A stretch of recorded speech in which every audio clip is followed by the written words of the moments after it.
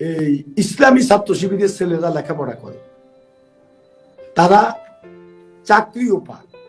আর হিন্দু সমাজের এই যে হিন্দুদের ছেলে মেয়েরা এরা লেখাপড়া করে চাকরিও পায়। কিন্তু আপনি দেখেন আমাদের ছাত্রলীগ, বাংলাদেশ ছাত্রলীগ আর ছাত্র দল বিএনপি ছাত্র সংগঠন, এই দুটা দলের ছেলেরা চাকরি পায় না। প্রিভিয়াসলি আপনি কথা বলেছিলেন মাদক নিয়ে, অ্যান্ড এটার ওয়াইড স্প্রেড এখন। সো ইয়াঙ্গার জেনারেশন এখন কিভাবে ভালো ক্যারেক্টার বিল্ড করতে পারবে সেই বিষয়টা নিয়ে আপনি যদি কিছু বলতেন প্লিজ। আচ্ছা শুনেন, আমাদের বিশেষ করে ছাত্ররা আজকে লেখাপড়ার সাথে নেই বললেই চলে। এখানে তারা আমরা দেখি সবসময় এই যে তারা অনেকে ইফটিজিং এর সাথে জড়িত, মাদকের সাথে জড়িত।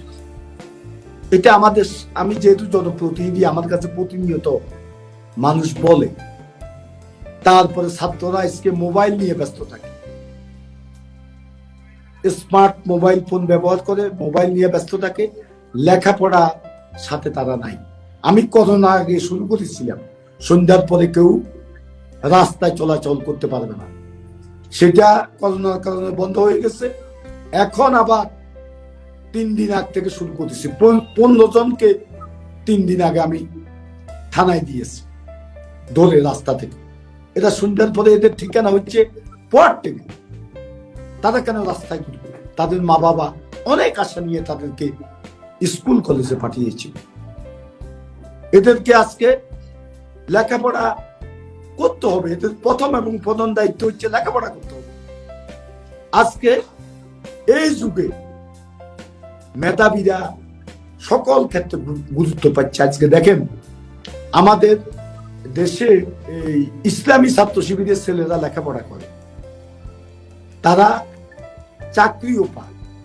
আর হিন্দু সমাজের এই যে হিন্দুদের ছেলে মেয়েরা এরা লেখাপড়া করে চাকরিও পায়।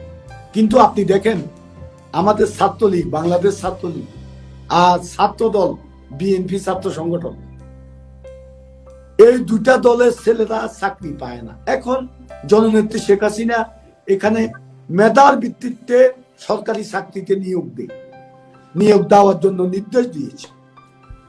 সেক্ষেত্রে আমাদের ছেলেরা চাকরি পায় না, যেহেতু এরা লেখাপড়ার সাথে এদের কোনো সম্পৃক্ততা নেই। আমি বলবো তোমরা লেখাপড়া করো, এটা তোমাদের প্রথম এবং প্রধান দায়িত্ব। তার পাশাপাশি তোমরা সাংস্কৃতিক কর্মকাণ্ড, তারপরে খেলাধুলা, এগুলোর সাথে জড়িত হবে। আর নামাজটা পড়ো, তাহলে অনিয়ম থেকে দূরে সরে যাবে। আজ যে হিন্দু, তুমি মন্দিরে প্রার্থনা করো, তাহলে অনিয়ম থেকে দূরে সরে যাবে। এটা সম্ভব।